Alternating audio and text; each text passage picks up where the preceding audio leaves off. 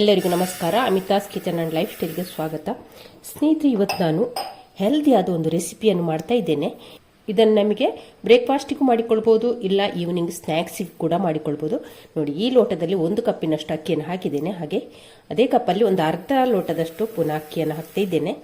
ಅಂದರೆ ಈ ಲೋಟದಲ್ಲಿ 1.5 ಲೋಟದಷ್ಟು ಅಕ್ಕಿಯನ್ನು ತಗೊಂಡಿದ್ದೇನೆ. ಅದಕ್ಕೀಗ ನಾವು ಮೆಣಸು, ಬೆಳ್ಳುಳ್ಳಿ ಹಾಗೆ ಕರಿಬೇವನ್ನೆಲ್ಲ ಉಪಯೋಗಿಸಿಕೊಂಡು ಒಂದು ಹೆಲ್ದಿಯಾದ ನಮಗೆ ಬ್ರೇಕ್ಫಾಸ್ಟಿಗೂ ಮಾಡಿಕೊಳ್ಬೋದು, ಇಲ್ಲ ನೈಟಿಗೂ ಕೂಡ ಮಾಡಿಕೊಳ್ಳುವಂಥ ಒಂದು ಹೆಲ್ದಿಯಾದ ರೈಸ್ ಐಟಮ್ ಮಾಡ್ತಾ ಇದ್ದೇನೆ. ಹಾಗಾದರೆ ಬನ್ನಿ, ಅಮಿತಾಸ್ ಕಿಚನ್ಗೆ ಹೋಗುವ ರೆಸಿಪಿಯನ್ನು ನೋಡಿಕೊಂಡು ಬರುವ.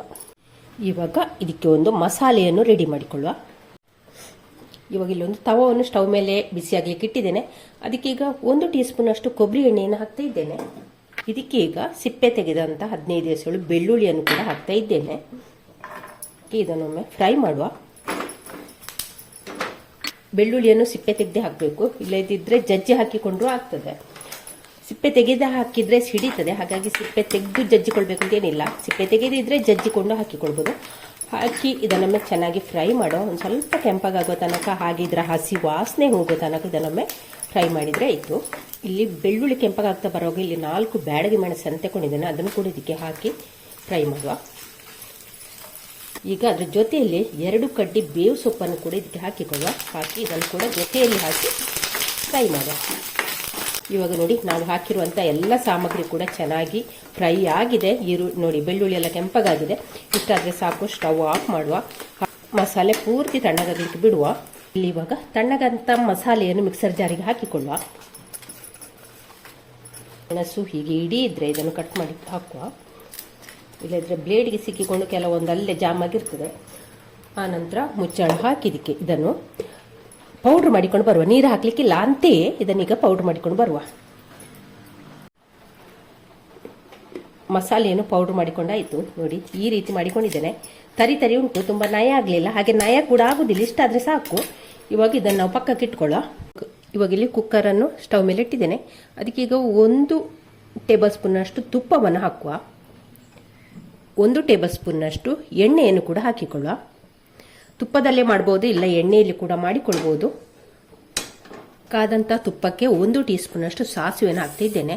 ಸಾಸಿವೆ ಚೆನ್ನಾಗಿ ಸಿಡಿಬೇಕು. ಇವಾಗ ನೋಡಿ, ಸಾಸಿವೆ ಚೆನ್ನಾಗಿ ಸಿಡಿತಾ ಉಂಟು. ಸಾಸಿವೆ ಪೂರ್ತಿ ಸಿಡಿದ ನಂತರ ನಾನಿಲ್ಲಿ ಒಂದು ಅರ್ಧ ಟೀ ಸ್ಪೂನಷ್ಟು ಜೀರಿಗೆಯನ್ನು ಹಾಕ್ತಾ ಇದ್ದೇನೆ. ಜೀರಿಗೆ ಒಂದು ಸ್ವಲ್ಪ ಫ್ರೈ ಆದ ನಂತರ ಇಲ್ಲಿ ಕಟ್ ಮಾಡಿದಂಥ ಚಿಕ್ಕದಾಗಿ ಕಟ್ ಮಾಡಿದಂಥ ಚಿಕ್ಕದಾದ 2 ಈರುಳ್ಳಿಯನ್ನು ಕೂಡ ಹಾಕಿದ್ದೇನೆ. ಹೀಗೆ ನೋಡಿ, ಉದ್ದುದ್ದಕ್ಕೆ ಹೀಗೆ ಸ್ಲೈಸ್ ಮಾಡಬೇಕು. ಹೀಗೆ ತೆಳ್ಳಗೆ ಸ್ಲೈಸ್ ಮಾಡಬೇಕು ಉದ್ದುದ್ದಕ್ಕೆ. ಅದನ್ನು ಕೂಡ ಈಗ ಹಾಕಿ ಅದನ್ನು ಚೆನ್ನಾಗಿ ಫ್ರೈ ಮಾಡುವ. ಕೆಂಪಗಾಗುವ ರೀತಿ ಇದನ್ನೊಮ್ಮೆ ಫ್ರೈ ಮಾಡಿದರೆ ಆಯಿತು. ಈರುಳ್ಳಿಲಿ ಬೇಗ ಫ್ರೈ ಆಗಲಿಕ್ಕೋಸ್ಕರ ನಾನಿಲ್ಲಿ ಉಪ್ಪನ್ನು ಹಾಕ್ತಾ ಇದ್ದೇನೆ, ಕಲ್ಲುಪ್ಪು. ಹಾಗೆ ಉರಿಯನ್ನು ಕೂಡ ಜಾಸ್ತಿ ಇಟ್ಟುಕೊಂಡಿದ್ದೇನೆ. ಈರುಳ್ಳಿ ಫ್ರೈ ಮಾಡುವಾಗ ಉಂಟಲ್ಲ, ಯಾವಾಗಲೂ ನಾವು ಇಲ್ಲಿ ಉರಿಯನ್ನು ಜಾಸ್ತಿ ಇಟ್ಟುಕೊಳ್ಬೇಕು, ಆಗ ಬೇಗ ಈರುಳ್ಳಿ ಫ್ರೈ ಆಗ್ತದೆ. ಈರುಳ್ಳಿ ನೋಡಿ, ಇವಾಗ ಇಲ್ಲಿ ಚೆನ್ನಾಗಿ ಕೆಂಪಗಾಗಿದೆ. ನೋಡಿ, ಈ ರೀತಿ ಕೆಂಪಗಾಗಬೇಕು. ಈ ಹೊತ್ತಿಗೆ ನಾವು ಇಲ್ಲಿ ಕಟ್ ಮಾಡಿದಂಥ 2 ಟೊಮೆಟೊವನ್ನು ಹಾಕ್ತಾ ಇದ್ದೇನೆ.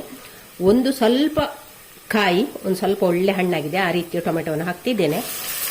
2 ಟೊಮೆಟೊ ಚಿಕ್ಕದಾಗಿ ಕಟ್ ಮಾಡಿ ಹಾಕ್ತಾ ಇದ್ದೇನೆ. ಚಿಕ್ಕದಾಗಿ ಕಟ್ ಮಾಡಿ ಹಾಕಿ, ಅಂದರೆ ನಮಗಿಲ್ಲಿ ಟೊಮೆಟೊ ಬೇಗ ಮೆತ್ತಗಾಗ್ತದೆ ಚಿಕ್ಕದಾಗಿ ಕಟ್ ಮಾಡಿ ಹಾಕಿದರೆ. ಹಾಕಿ ಒಮ್ಮೆ ಚೆನ್ನಾಗಿ ಮಿಕ್ಸ್ ಮಾಡುವ. ಇವಾಗ ಇಲ್ಲೊಂದು ಪ್ಲೇಟ್ ಮುಚ್ಚುವ. ಪ್ಲೇಟ್ ಮುಚ್ಚಿದ್ರೆ ಉಂಟಲ್ಲ, ನಮಗೆ ಟೊಮೆಟೊ ಬೇಗ ಮೆತ್ತಗಾಗ್ತದೆ. ಇದೊಂದು ನಿಮಗೆ ಟಿಪ್ಸ್.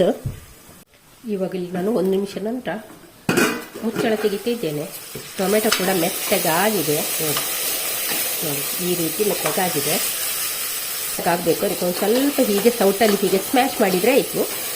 ಹೀಗೆ ಸ್ಮ್ಯಾಶ್ ಮಾಡಿದರೆ ಉಂಟಲ್ಲ ಟೊಮೆಟೊ ಚೆನ್ನಾಗಿ, ಹೀಗೆ ಸೌಟಲ್ಲಿ ಹೀಗೆ ಮಾಡಿದರೆ ಉಂಟಲ್ಲ ಚೆನ್ನಾಗಿ ಟೊಮೆಟೊ ಸ್ಮ್ಯಾಶ್ ಆಗ್ತದೆ, ಮೆತ್ತಗಾಗ್ತದೆ. ಹೀಗೆ ಪೇಸ್ಟ್ ಥರ ಆಗಬೇಕು ನೋಡಿ, ಹೀಗೆ. ಇವಾಗಿಲ್ಲಿ ಉರಿಯನ್ನು ಕಡಿಮೆಗೆ ಇಟ್ಕೊಂಡಿದ್ದೇನೆ. ಅದಕ್ಕೆ ಈಗ 1 ಟೀ ಸ್ಪೂನಷ್ಟು ಧನಿಯಾ ಪೌಡ್ರು, ಒಂದು 1/4 ಟೀ ಸ್ಪೂನಷ್ಟು ಅರಶಿನ, 1 ಟೀ ಸ್ಪೂನಷ್ಟು ಸಾಂಬಾರು ಪೌಡ್ರು, ಸಣ್ಣ ಸ್ಪೂನ, ಹಾಗಾಗಿ ಇನ್ನೊಂದು ಸ್ವಲ್ಪ ಹಾಕ್ತಾ ಇದ್ದೇನೆ. ಹಾಕಿ ಒಮ್ಮೆ ಚೆನ್ನಾಗಿದನ್ನು ಮಿಕ್ಸ್ ಮಾಡುವ. ಒಗ್ಗರಣೆಯಲ್ಲಿ ಒಮ್ಮೆ ಚೆನ್ನಾಗಿದನ್ನು ಹುರಿದ್ರೆ ಆಯಿತು. ಇವಾಗ ಇಲ್ಲಿ ನಾವು ಕ್ರಷ್ ಮಾಡಿ ಇಟ್ಟುಕೊಂಡಂತೆ ಬೆಳ್ಳುಳ್ಳಿಯ ಮಸಾಲೆಯನ್ನು ಇದಕ್ಕೆ ಹಾಕುವ. ಹಾಕಿ ಒಮ್ಮೆ ಚೆನ್ನಾಗಿ ಇದರಲ್ಲಿ ಫ್ರೈ ಮಾಡುವ. ಚೆನ್ನಾಗಿ ಈ ಒಗ್ಗರಣೆಯಲ್ಲಿ ಇದರ ಜೊತೆಯಲ್ಲಿ ಚೆನ್ನಾಗಿ ಇದು ಬೇರೆಯಲ್ಲಿ ಆ ರೀತಿ ಒಮ್ಮೆ ಚೆನ್ನಾಗಿ ಫ್ರೈ ಮಾಡಿದರೆ ಆಯಿತು. ಯಾವಾಗಲೂ ತಿಂಡಿಗೆ ಏನಾದರೂ ಮಾಡಬೇಕು ಅಂತ ಅನಿಸುವಾಗ ನಿಮಗೆ ರೈಸ್ ಐಟಮಲ್ಲಿ ಇದನ್ನು ಫಟಾಫಟ್ ಅಂತ ಮಾಡಿ ಮುಗಿಸ್ಬೋದು. ಹಾಗೆ ತುಂಬಾ ಇಷ್ಟಪಟ್ಟು ತಿನ್ನುವಂಥ ಒಂದು ರೆಸಿಪಿ. ಈಗ ಇದಕ್ಕೆ ನಾನು ತೊಳೆದಿಟ್ಟುಕೊಂಡಂಥ 1.5 ಪಾವು ಅಕ್ಕಿಯನ್ನು ಇದಕ್ಕೆ ಸೇರಿಸ್ತಾ ಇದ್ದೇನೆ. ಎಲ್ಲ ಹಿಂಡಿ ಹಾಕಿಕೊಂಡ್ರೆ ಆಯಿತು. ಇವಾಗ ಇದಕ್ಕೆ ನಾನು 3 ಪಾವಿನಷ್ಟು ನೀರನ್ನು ಕುದಿಲಿಕ್ಕೆ ಇಟ್ಟಿದ್ದೆ, ಅದನ್ನು ಇದಕ್ಕೆ ಸೇರಿಸ್ತಾ ಇದ್ದೇನೆ. 1.5 ಪಾವು ಅಕ್ಕಿಗೆ 3 ಪಾವಿನಷ್ಟು ನೀರು, 3 ಪಾವಿಗಿಂತ ಒಂದು ಸ್ವಲ್ಪ ಜಾಸ್ತಿ ಉಂಟು. ಇವಾಗ ಇದನ್ನು ಚೆನ್ನಾಗಿ ಮಿಕ್ಸ್ ಮಾಡುವ. ಈಗ ಇದಕ್ಕೆ ಉಪ್ಪನ್ನು ಹಾಕ್ತಾ ಇದ್ದೇನೆ. ಟೊಮೆಟೊ ಬೇಯುವಾಗ ಕೂಡ ಉಪ್ಪು ಹಾಕಿದ್ದೇವೆ, ಹಾಗೆ ಉಪ್ಪನ್ನು ನೋಡಿಕೊಂಡು ಹಾಕಿದ್ರೆ ಆಯಿತು. ಹಾಗೆ ಒಮ್ಮೆ ಚೆನ್ನಾಗಿದ್ದು ಕುದಿ ಬರಲಿಕ್ಕೆ ಬಿಡುವ ಇದನ್ನು.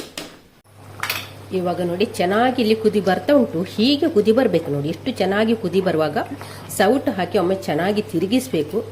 ಹೀಗೆ ಮಾಡಿದರೆ ಉಂಟಲ್ಲ, ಈ ರೀತಿ ಮಾಡಿದರೆ ಮಸಾಲೆ ಎಲ್ಲ ಕಡೆ ಮಿಕ್ಸ್ ಆಗ್ತದೆ, ಇಲ್ಲದಿದ್ದರೆ ಮಸಾಲೆ ಮಾತ್ರ ಮೇಲೆ ನಿಲ್ತದೆ. ಇವಾಗ ನೋಡಿ ಲಿಡ್ ಹಾಕಿ ಇದಕ್ಕೀಗ ವೇಟ್ ಹಾಕಿ ಒಂದು 2 ವಿಶಿಲ್ ಬರುವ ತನಕ ನಾವು ಇದನ್ನು ಬೇಯಿಸ್ಕೊಳ್ಳುವ. ಇವಾಗ ನಮ್ಮ ಗಾರ್ಲಿಕ್ ಟೊಮೆಟೊ ರೈಸ್ ಆಗುವಷ್ಟೊತ್ತಿಗೆ ನಾವು ಇಲ್ಲಿ ಒಂದು ಸಲಾಡನ್ನು ಮಾಡಿಕೊಳ್ಳುವ. ನೋಡಿ, ಈರುಳ್ಳಿಯನ್ನು ಹೀಗೆ ಚಿಕ್ಕದಾಗಿ ಕಟ್ ಮಾಡಿ ಇಟ್ಕೊಂಡಿದ್ದೇನೆ. ಟೊಮೆಟೊ, ಕೊತ್ತಂಬರಿ ಸೊಪ್ಪು, ಕಾಯಿ ಮೆಣಸು, ಶುಂಠಿಯನ್ನು ಸಹ ಅಷ್ಟೇ ಚಿಕ್ಕದಾಗಿ ಕಟ್ ಮಾಡಿ ಇಟ್ಟುಕೊಂಡು ಜಜ್ಜಿಕೊಂಡಿದ್ದೇನೆ. ಇವಾಗ ಇಲ್ಲಿ ಸೌತೆಕಾಯಿ ತಗೊಂಡಿದ್ದೇನೆ, ಮುಳ್ಳು ಸೌತೆಕಾಯಿ. ಇದರ ತೊಟ್ಟನ್ನು ಕಟ್ ಮಾಡಿ ಚೆನ್ನಾಗಿ ಹೀಗೆ ಮಾಡಿದ್ರೆ ಉಂಟಲ್ಲ, ನಾನು ಮಾಡಿದ್ದೇನೆ ಫಸ್ಟಿಗೆ. ಮಾಡಿದ ನಂತರ ಉಂಟಲ್ಲ ಸೈಡಿಗೆಲ್ಲ ಒಂಥರ ಬಿಳಿಯ ಗಮ್ಮು ರೀತಿ ಬರ್ತದೆ. ಹಾಗೆ ಮಾಡಬೇಕು ನೀವು ಯಾವಾಗಲೂ ಸೌತೆಕಾಯಿ ಕಟ್ ಮಾಡುವಾಗ ಹಾಗೆ ಮಾಡಬೇಕು. ಅದರ ಕೈಯ ಅಂಶ ಕೂಡ ಹೋಗ್ತದೆ, ಅದು ನಿಮಗೆ ಒಂದು ಟಿಪ್ಸ್. ಹಾಗೆ ಇವಾಗ ಇದನ್ನೆಲ್ಲ ಹೀಗೆ ಕಟ್ ಮಾಡುವ ಚಿಕ್ಕ ಚಿಕ್ಕದಾಗಿ. ನಾವು ಕಟ್ಟಿಂಗ್ ಟ್ರೇಯಲ್ಲಿ ಇಟ್ಟು ಕಟ್ ಮಾಡೋದಕ್ಕಿಂತ ನೋಡಿ ಹೀಗೆ ಕಟ್ ಮಾಡಿದರೆ ಉಂಟಲ್ಲ ಬೇಗ ನಮಗೆ ಇದು ಕಟ್ ಆಗ್ತದೆ ನೋಡಿ. ಹೀಗೆ ಇದೆಲ್ಲ ನಿಮಗೊಂದು ಟಿಪ್ಸ್. ಹೀಗೆ ಮಾಡಿದರೆ ಆಯ್ತು ನೋಡಿ. ಹೀಗೆ ಕಟ್ ಮಾಡಿ ಈಗೊಂದು ಅಡ್ಡಕ್ಕೆ ಹಾಕಿದರೆ ಆಯಿತು. ಇವಾಗ ನೋಡಿ ಸೌತೆಕಾಯಿನ ಹೀಗೆ ಚಿಕ್ಕದಾಗಿ ಕಟ್ ಮಾಡಿ ಇಟ್ಕೊಂಡಿದ್ದೇನೆ. ಇವಾಗ ಇದನ್ನೆಲ್ಲ ಇದ್ರ ಜೊತೆಗೆ ಹಾಕಿ ಕೈಯಲ್ಲಿ ಒಮ್ಮೆ ಚೆನ್ನಾಗಿ ಇದನ್ನು ಮಿಕ್ಸ್ ಮಾಡಬೇಕು. ಒಂದು ಸ್ವಲ್ಪ ಹೀಗೆ ಇದನ್ನು ಹಿಚ್ಕಿಕೊಳ್ಬೇಕು. ಇದರ ರಸ ಎಲ್ಲ ಬಿಡಬೇಕು. ಆವಾಗ ನಮ್ಮ ಇದು ಸಲಾಡ್ ಉಂಟಲ್ಲ ತುಂಬ ಚೆನ್ನಾಗಿ ಆಗ್ತದೆ. ಇವಾಗ ಮಿಕ್ಸ್ ಆದಂಥ ಈ ತರಕಾರಿಯನ್ನೆಲ್ಲ ಇಲ್ಲಿ ಒಂದು ಬೌಲಿಗೆ ಹಾಕಿಕೊಳ್ತಾ ಇದ್ದೇನೆ. ಈಗ ಇದಕ್ಕೆ ಮೊಸರನ್ನು ಸೇರಿಸಿಕೊಳ್ಳುವ. ಮೊಸರನ್ನು ಸೇರಿಸಿ ಒಮ್ಮೆ ಚೆನ್ನಾಗಿ ಮಿಕ್ಸ್ ಮಾಡಿದರೆ ನಮ್ಮ ಸಲಾಡ್ ಕೂಡ ರೆಡಿ ಆಗ್ತದೆ. ಇಲ್ಲಿ ನಮ್ಮ ರುಚಿಕರವಾದ ಮೊಸರು ಬಜ್ಜಿ ಕೂಡ ರೆಡಿ ಆಯಿತು. ಇವಾಗ ಇದನ್ನು ನಾವು ಪಕ್ಕಕ್ಕೆ ಇಟ್ಕೊಳ್ಳೋ. ಹಾಗೆ ನಮ್ಮ ಗಾರ್ಲಿಕ್ ಟೊಮೆಟೊ ರೈಸ್ ಏನಾಗಿದೆ ಅಂತ ನೋಡುವ. ಗಾರ್ಲಿಕ್ ಟೊಮೆಟೊ ರೈಸ್ ಯಾವ ರೀತಿ ಬಂದಿದೆ ನೋಡಿ. ಈ ಮಸಾಲೆ ಕೂಡ ಚೆನ್ನಾಗಿ ಎಲ್ಲ ಮಿಕ್ಸ್ ಆಗಿದೆ. ಹಾಗೆ ನಾವು ಇದನ್ನು ಫಸ್ಟಿಗೆ ನಾವು ಇದು ಮಗುಚುವಾಗ ಉಂಟಲ್ಲ ಹೀಗೆ ಫ್ಲ್ಯಾಟ್ ಇರುವ ಹೀಗೆ ಇಂಥ ಸೌಟು ತಗೊಂಡು ಸೈಡಿಂದ ಇದನ್ನೊಮ್ಮೆ ಬಿಡಿಸ್ಕೊಳ್ಬೇಕು. ಹಾಗೆ ಮಿಡ್ಲಿಗೆ ಹೀಗೆ ಹೀಗೆ ಹಾಕಿ ತಿರುಗಿಸ್ಬೇಕು. ನೋಡಿ ನಮ್ಮ ಉದುರಾದ ಗಾರ್ಲಿಕ್ ಟೊಮೆಟೊ ರೈಸ್ ಚೆನ್ನಾಗಿ ಬಂದಿದೆ ನೋಡಿ. ಇವಾಗ ಇದಕ್ಕೆ ಕೊನೆಗೆ ಕೊತ್ತಂಬರಿ ಸೊಪ್ಪನ್ನು ಹಾಕಿ ಒಮ್ಮೆ ಚೆನ್ನಾಗಿ ಮಿಕ್ಸ್ ಮಾಡುವ. ಸ್ನೇಹಿತರೆ, ಈಗ ನಮ್ಮ ಗಾರ್ಲಿಕ್ ಟೊಮೆಟೊ ರೈಸನ್ನು ಸವಿಯುವ ಸಮಯ. ಸಲಾಡ್ ಜೊತೆ ತಿನ್ನಬೇಕು, ಅದರ ಒಂದು ಮಜನೇ ಬೇರೆ. ನೀವು ಕೂಡ ಒಂದ್ಸಲಿ ಮಾಡಲೇಬೇಕಾದಂಥ ಒಂದು ರೆಸಿಪಿ, ಡಿಫ್ರೆಂಟ್ ಆದ ಟೇಸ್ಟಿ ಆದ ಒಂದು ರೆಸಿಪಿ ನೋಡಿ. ನೋಡುವಾಗಲೇ ನಿಮಗೆ ಅನಿಸ್ಬೋದು ಎಷ್ಟು ಚೆನ್ನಾಗಿ ಬಂದಿದೆ ಅಂತ. ನೋಡಿ, ಬಿಡಿ ಬಿಡಿಯಾಗಿ ತುಂಬಾ ಚೆನ್ನಾಗಿ ಬಂದಿದೆ.